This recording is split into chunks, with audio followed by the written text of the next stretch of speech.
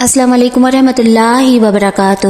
حضرت امام اعظم ابو حنیفہ رضی اللہ تعالیٰ عنہ کی بے مثال شخصیت، امام الائمہ سراج العامہ، امام الفقہاء صوفی باصفا حضرت عثمان بن ثابت رضی اللہ تعالیٰ عنہ ایسی شخصیت کے حامل تھے کہ جن کی تعریف و توصیت میں علماء نے لکھا ہے کہ کسی شخص میں نبوت اور صحابیت کے بعد جس قدر فضائل ہو سکتے ہیں وہ تمام امام اعظم کی ذات بابرکت میں بدرجہ اتم موجود تھے۔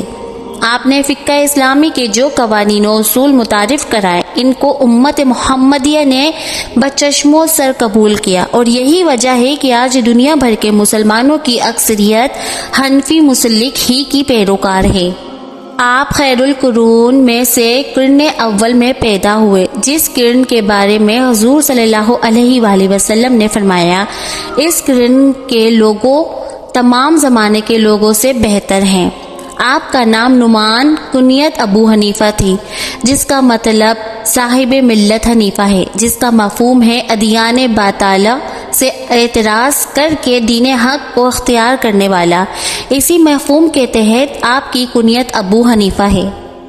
امام اعظم ابتدائی اور ضروری تعلیم حاصل کرنے کے بعد تجارت کی جانب متوجہ ہوئے۔ ایک دن اس سلسلے میں بازار جا رہے تھے کہ راستے میں امام شعیبی سے ملاقات ہوئی تو انہوں نے آپ کے چہرے کی جانب دیکھا تو چہرے پر ذہانت اور سعادت کے آثار نمایاں دیکھے۔ آپ نے امام اعظم سے پوچھا کہاں جا رہے ہو؟ بتایا بازار جا رہا ہوں۔ پوچھا علماء کی مجلس میں نہیں بیٹھتے؟ کہا نہیں۔ فرمایا تم علماء کی مسجد میں بیٹھا کرو کیونکہ میں تمہارے چہرے پر علم و فضل کی درخشندی کے آثار دیکھ رہا ہوں۔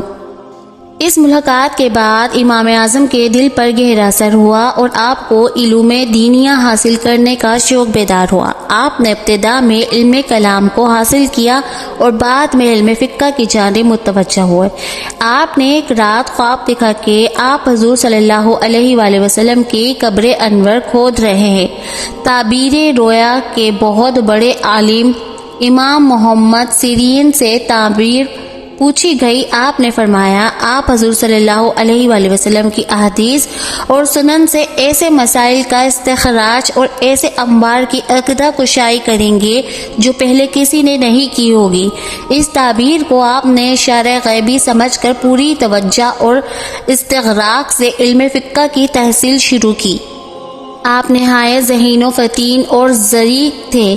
آپ کے سامنے نہایت الجھے ہوئے مسائل پیش کیے جاتے جس سے آپ کے معاصرین عاجز آ جاتے۔ آپ ان کے مسائل کا حل اس آسانی سے پیش فرما دیتے تھے کہ وقت کے جدید علماء پکار اٹھتے کہ امام اعظم پر علم کے وہ راستے کشادہ کر دیے گئے ہیں جن تک ہماری رسائی نہیں۔ جس طرح علم و فضل میں کوئی آپ کا ثانی نہ تھا، اس طرح اخلاق و کردار میں بھی آپ نے نظیر و شخصیت کے حامل تھے۔ ہارون الرشید نے ایک مرتبہ امام ابو یوسف سے کہا امام اعظم کے اوصاف بیان کریں۔ فرمایا امام اعظم محارم سے اجتناب کرنے والے تھے۔ آپ بلا علم دین میں کوئی بات کہنے سے ڈرنے والے تھے۔ وہ اللہ تعالیٰ کی عبادت میں انتہائی مجاہدہ کرتے، اہل دنیا کے منہ پر کبھی ان کی تعریف نہ کرتے، اکثر خاموش رہتے اور مسائل دنیا میں غور و فکر کرتے رہتے۔ اتنے عظیم و علم کے باوجود نہایت سادہ اور منکسر المزاج تھے۔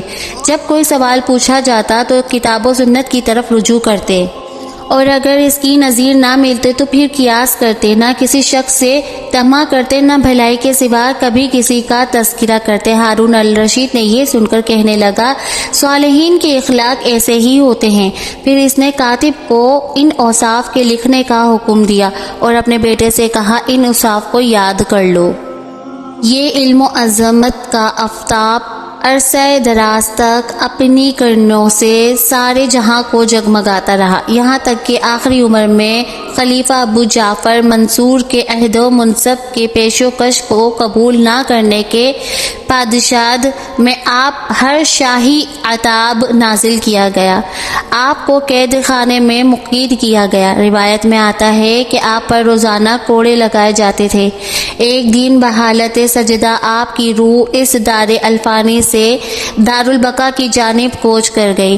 دعا ہے رب تعالیٰ امام اعظم رضی اللہ تعالیٰ عنہ کی سیرت پر ہمیں بھی چلنے کی توفیق عطا فرمائے اور آپ کے علم و فضل کے صدقے ہم گناہ گاروں کو بھی عطا فرمائے، آمین بجاہ النبی۔ 2 شعبان المعظم کروڑوں حنیفوں کے اعظم پیشوا امام اعظم ابو حنیفہ نعمان بن ثابت رحمۃ اللہ تعالی علیہ کا عرس مبارک ہے۔ امام اعظم رحمۃ اللہ علیہ وہ فقیہ ہونے کے علاوہ بہت سے محدثین و فقہ کے امام تھے۔ آپ کے متعلق بہت سے ایسے مسائل کا ذکر بھی ملتا ہے کہ جنہیں بڑے بڑے محدث یعنی حدیث کا علم رکھنے والے حل نہ کر سکے، لیکن آپ نے اللہ پاک کی دی ہوئی صلاحیت سے انہیں فوراً حل کر دیا۔ جب اس وقت آپ کے بڑے بڑے علماء مفتیہ کرام آپ کے فتاویٰ کو دیکھتے تو ان کی عقلیں حیران رہ جاتی اور انہیں بے اختیار کہنا پڑتا کہ علم کے جس شہر میں امام اعظم ابو حنیفہ رحمۃ اللہ تعالی علیہ موجود ہوں، ہم اس کے دروازے تک بھی نہیں پہنچ سکتے۔ چند عظیم ہستیوں کے حضرت امام رحمۃ اللہ تعالی علیہ کے بارے میں اقوال سنتے ہیں۔ نمبر 1، حضرت عبداللہ بن مبارک رحمۃ اللہ تعالی علیہ جیسے عظیم محدث جو فن حدیث کے امیر المؤمنین بھی تھے، جب حضرت امام بخاری رحمۃ اللہ تعالی علیہ کے استاد بھی آپ فرماتے ہیں، میں نے کوئی شخص حضرت امام اعظم رحمۃ اللہ تعالی علیہ سے زیادہ عقل مند نہیں دیکھا۔ نمبر 2، ایک مرتبہ مشہور عباسی خلیفہ ہارون رشید رحمۃ اللہ تعالی علیہ کے پاس حضرت امام اعظم رحمۃ اللہ تعالی علیہ کا ذکر ہوا تو انہوں نے حضرت امام اعظم رحمۃ اللہ تعالی علیہ کے لیے دعائے رحمت کی اور کہا تو اپنی عقل کی آنکھوں سے وہ کچھ دیکھتے تھے جو دوسرے لوگ اپنے سر کی آنکھوں سے بھی نہیں دیکھ سکتے۔ نمبر 3، حضرت علی بن عاصم رحمۃ اللہ تعالی علیہ نے فرمایا، اگر حضرت امام اعظم رحمۃ اللہ تعالی علیہ کی عقل کا عہدے اہل زمین کی عقل سے مقابلہ کیا جائے تو آپ کی عقل غالب آ جائے گی۔ نمبر 4، امام شافعی رحمۃ اللہ تعالی علیہ نے تو یہ کہا، یہاں تک ارشاد فرمایا ہے کہ حضرت امام اعظم رحمۃ اللہ تعالی علیہ سے زیادہ عقل مند تو کسی ماں نے پیدا ہی نہیں کیا۔ شافعی رحمۃ اللہ تعالی علیہ فرمایا کرتے ہیں، جو آدمی فقہ ماہر ہونا چاہیے وہ امام ابو حنیفہ کا محتاج ہوگا، اور یہ بھی فرمایا کہ میں امام ابو حنیفہ سے بڑا فقیہ کسی کو نہیں جانتا، اور لوگ فقہ میں ابو حنیفہ کے عیال ہیں۔ جس نے امام ابو حنیفہ کی کتابیں نہیں دیکھی وہ علم میں ماہر نہیں ہو سکتا اور نہ فقیہ میں ہو سکتا ہے۔ ابو حنیفہ کنیت کی وجہ سے تسمیہ ابو حنیفہ کا مطلب ہے صاحب ملت حنیفہ، اور اس کا مفہوم یہ ہے کہ ہر قسم کے باطل سے اعتراض کر کے دین حق کو اختیار کرنے والا۔ اس غرض سے یہ کنیت اختیار کی، ورنہ حنیفہ نام کی آپ کی کوئی صاحبزادی نہیں تھی۔ آپ کا خاندان عجم کے معزز شرفا سے تعلق رکھتا ہے۔ امام صاحب کے پوتے اسماعیل بن حماد کہتے ہیں، آپ کے دادا نے اسلام قبول کیا جن کا اسلامی نام نعمان رکھا گیا۔ انہوں نے کوفہ میں رہائش اختیار کر لی تھی۔ حضرت علی رضی اللہ تعالی عنہ کے عہد خلافت میں ان کے بیٹے ثابت پیدا ہوئے، جنہیں لے کر وہ بارگاہ مرتضوی میں پہنچے تو حضرت مولا علی کرم اللہ وجہ نے ثابت اور ان کی ذریت کے حق میں برکت کی دعا فرمائی۔ ہمیں امید ہے کہ ہمارے حق میں اللہ تعالیٰ نے حضرت علی کی دعا کو قبول فرمایا۔ بشارت نبی صلی اللہ علیہ وآلہ وسلم۔ حضرت ابو ہریرہ سے روایت ہے کہ ہم نے حضور صلی اللہ علیہ وآلہ وسلم کی بارگاہ میں حاضر تھے۔ اس مجلس میں سورہ جمعہ نازل ہوئی۔ جب آپ نے اس سورہ کی آیت تلاوت فرمائی تو حاضرین میں سے کسی نے پوچھا، حضور یہ دوسرے کون ہیں جو ابھی تک ہم سے نہیں ملے؟ تو حضور نے جواب میں سکوت فرمایا۔ جب بار بار سوال کیا گیا تو حضرت سلمان فارسی کے کندھے پر دست اقدس رکھ کر فرمایا، اگر ایمان سوریہ کے پاس بھی ہوگا تو اس کے قدم کے لوگ اس کو ضروری تلاش کر لیں گے۔ تاریخ ولادت، آپ کی ولادت باسعادت 80 ہجری مطابق 702 کو کوفہ عراق میں ہوئی۔ روضہ اقدس سے سلام کا جواب۔ جب امام صاحب رضی اللہ تعالیٰ عنہ روضہ رسول صلی اللہ علیہ وآلہ وسلم پر حاضر ہوئے اور عرض کیا، السلام علیکم یا رسول اللہ، تو جواب ملا، علیکم السلام یا امام المسلمین۔ حضرت یحییٰ بن معاذ راضی فرمایا کرتے تھے کہ میں نے پیغمبر خدا صلی اللہ علیہ وآلہ وسلم کو خواب میں دیکھا تو عرض کیا، یا رسول اللہ صلی اللہ علیہ وآلہ وسلم، میں آپ کو کہاں تلاش کروں؟ فرمایا، علم ابو حنیفہ کے پاس۔ خواجہ محمد پارسا نے فصول ستہ میں لکھا ہے کہ امام اعظم کا وجود حضور صلی اللہ علیہ وآلہ وسلم کے معجزات میں سے ایک بہت بڑا معجزہ ہے۔ حضرت امام ابو حنیفہ اس مذہب پر گامزن ہیں کہ حضرت عیسیٰ علیہ السلام 40 سال تک اس دن پر حکم چلایا کریں گے۔ قطب العالم حضرت خواجہ فرید الدین گنجشکر اپنی کتاب راحت القلوب میں لکھتے ہیں کہ جناب امام ابو حنیفہ جب آخری مرتبہ حج بیت اللہ کو تشریف لے گئے تو رات کے وقت کعبۃ اللہ کا دروازہ پکڑ کر ایک پاؤں پر کھڑے رہے اور نفس قرآن ختم کر دیا، پھر دوسرے پاؤں پر کھڑے رہے اور نفس دوسرا ختم کر دیا، پھر کہا اور پھر غیب سے آواز آئی، ابو حنیفہ تم نے پہچان لیا جیسے کہ پہچاننے کا حق ہے، اور میری تم نے عبادت کر دی جیسا کہ حق ہوتا ہے، ہم تمہیں اور تمہارے اور تیرے مقلدین کو بخش دیں گے۔ حضرت امام اعظم رضی اللہ تعالی عنہ علم و فضل کے بے اندازہ دولت کے ساتھ علم صالح اور اخلاق حسنہ کے مثالی پیکر تھے۔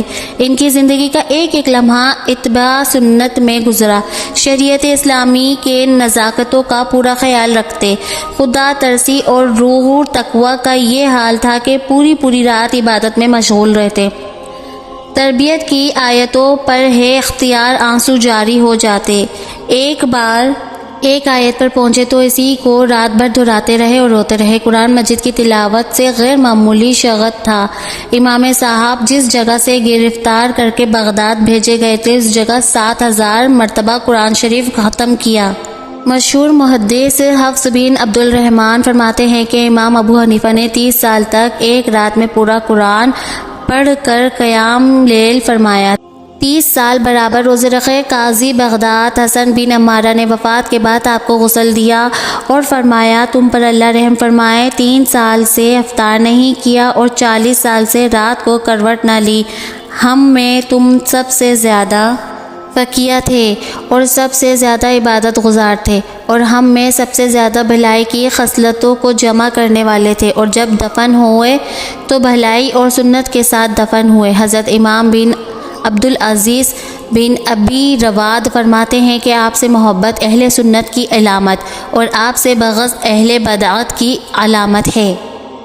حضرت امام اعظم ابو حنیفہ رضی اللہ تعالی عنہ نے حدیث کے تمام انواع و اقسام پر اجتہادی نوعیت سے کام کیا، بصیرت و افروز رہنما اصول قائم کیے ہیں اور محض روایتی انداز سے سماع حدیث کرنے والوں کو عقل و آگاہی کی روشنی دی ہے۔ ان کے حلقہ درس میں شریک ہو کر نہ جانے کتنے افراد دنیائے علم و فضل میں امر ہو گئے۔ ان کے تلامذہ کی عظمت کا یہ عالم تھا کہ انہوں نے ذروں کو اٹھایا تو رشک مہتاب بنا دیا۔ یہ حنفی سلسلہ کی کڑیاں تھیں جو احادیث رسول سے کرنن فکرنن ائمہ و مشائخ کے سینوں کو منور کرتی چلی گئی۔ سلام ہو اس امام پر جس نے جھلملاتے چراغوں کو سورج کی توانائیاں بخشی۔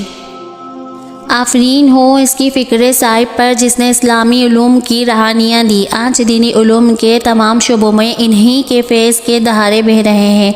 جب تک علم کا یہ سلسلہ چلتا رہے گا، جب تک درس گاہوں میں فقہ و حدیث کا چرچا رہے گا، زمانہ امام اعظم ابو حنیفہ رضی اللہ عنہ کو سلام کرتا رہے گا۔ آپ کا وصال 2 شعبان المعظم 150 ہجری کو ہوا۔ آپ کا مزار عظمیہ عراق میں منبع فیوز و برکات ہے۔ دعا ہے رب تعالیٰ امام اعظم رضی اللہ تعالیٰ عنہ کی سیرت پر ہمیں چلنے کی توفیق عطا فرمائے اور آپ کے علم و فضل کا صدقہ ہم گناہ گاروں کو بھی عطا فرمائے، آمین بجاہ النبی آمین۔ ویڈیو اچھی لگی ہو تو ویڈیو کو لائک ضرور کیجئے گا اور چینل کو سبسکرائب بھی کر لیجئے اور بیل آئیکن کو پریس کر لیجئے تاکہ آنے والی ہر نیو ویڈیو آپ تک پہنچ سکے۔ السلام علیکم ورحمۃ اللہ وبرکاتہ۔ اگر پڑھنے میں بیان کرنے میں مجھ سے کوئی غلطی ہو گئی ہو تو اس کے لیے رب تعالیٰ مجھے معاف کرے۔ اللہ حافظ۔